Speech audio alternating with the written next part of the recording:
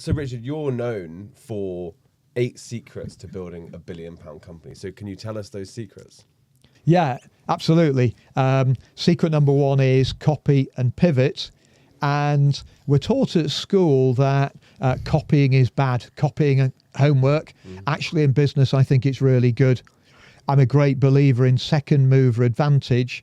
So find a business that has a great idea, that's made it work pretty well, and say, actually, how can we take that idea and improve it and make it work better? And one of the mistakes I made was trying to grow the business too big before we'd found that magic business model, which meant that we burnt through a lot of capital. Don't do that.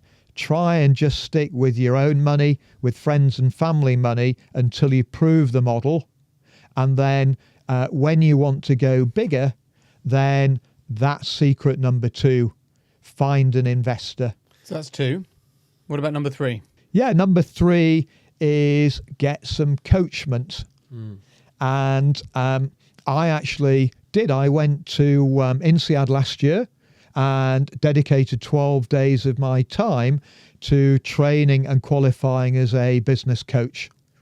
And I think before I went on the course, I'd got no idea really what the difference was between a mentor and a coach. And what I learned was that a coach is really, in medical terms, is like the X-ray machine. It's the diagnostic working out whether you have broken your arm or not. So a business coach will be trained to ask you lots of questions about your issue or opportunity, help you think about what are the options that you could consider, but will never, ever give you the answer. A mentor is somebody with a lot of business experience stored up in their mind over 20 or 30 years, and then will say, have you thought about this? Now, I don't think mentoring is good in its own right if you haven't done some coaching to tease out an understanding of that coachee's issue or opportunity. So as part of my dissertation in qualifying as a coach, I came up with Coachman. That's a really careful balance. And I think it's really interesting what you've said. That concept of coachman sounds, as entrepreneurs listening to that, bang on. I waited too long to get a mentor. When I did, it was about how can I grow our American business in home serve quicker?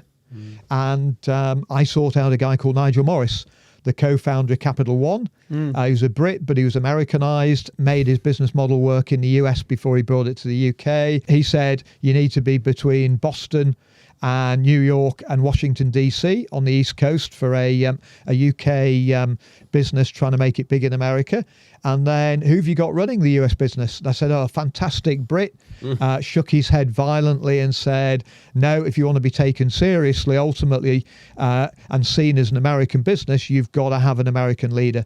And this is go global with locals. And that takes us to secret number 6, which is go global with locals. Okay, so far we've got copy and pivot, coachment, going global with locals, and you also had investment, obviously, as well.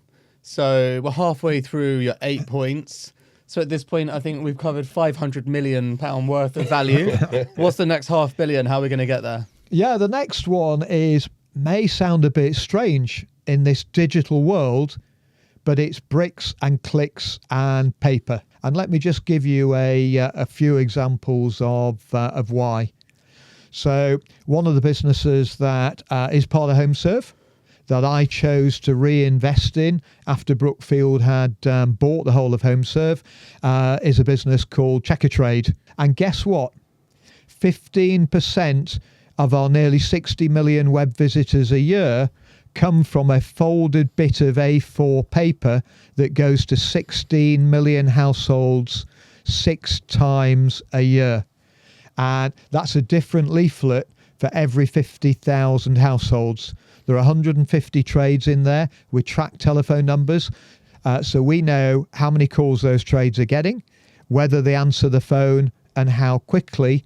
But that bit of paper generates customers that don't all call the trade telephone number, but they go online to the Checkatrade marketplace and look at the digital part of the business. So a great example of the importance of paper generating clicks. The other one is there are loads of online businesses, but I believe that most of them need to have a retail presence. What's the next secret you have for us? It's evolution, not revolution. Right. And you can have revolution at the start of the business.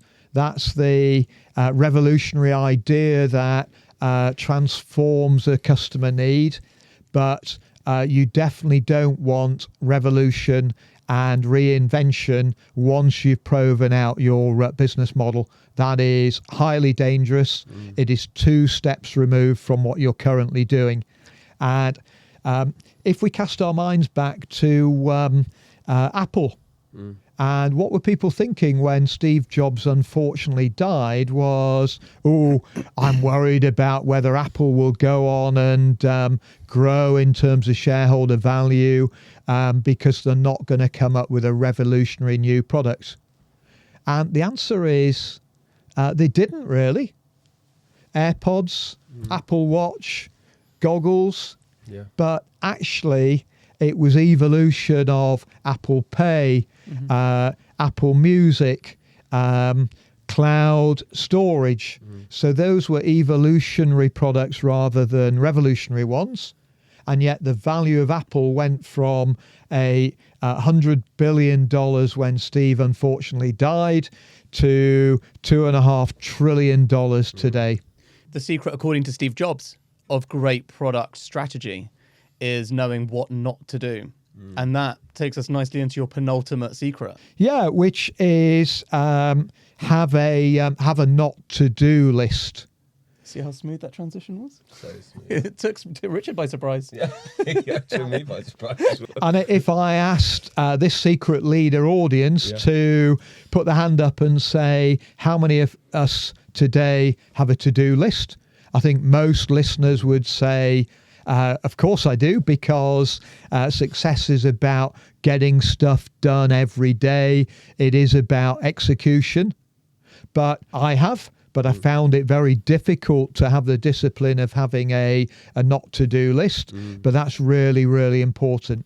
Yeah. And if you just imagine how you come up with a not to do list, and what you need to do is just think about answering 3 questions. And the first one is, what's your purpose, or what are you passionate about in business? Second one, and imagine these are overlapping concentric circles. The second question is, what's your unique selling proposition? Why are you better and different to your competitors? How can you be the best in the world at that? Or just the best in the UK? Or just the best in the part of the UK where you operate? But you need to be the best and you need to be different. And then thirdly, what's your monetization model? What's your economic engine? How are you going to make money? I'm a Yorkshireman. That's really, really important. So how about answering those 3 questions, if you haven't already, with your senior management team? And your answer needs to be 1 sentence of no more than 20 words. And that would become your mission and strategy. And then that is distributed and communicated every day, every week to every member of your business. And they read that and then they think, what am I doing today? And if they're doing things that don't fit with that mission and strategy, then they should stop doing it. And that should be on the not to do list. So give us the last of the 8 secrets.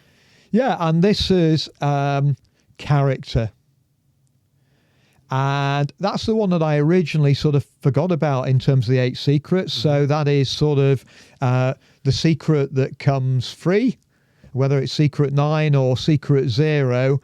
But it's thinking about the characteristics of an entrepreneur that helps in making a business successful. So it is that persistence, just to keep going, the determination.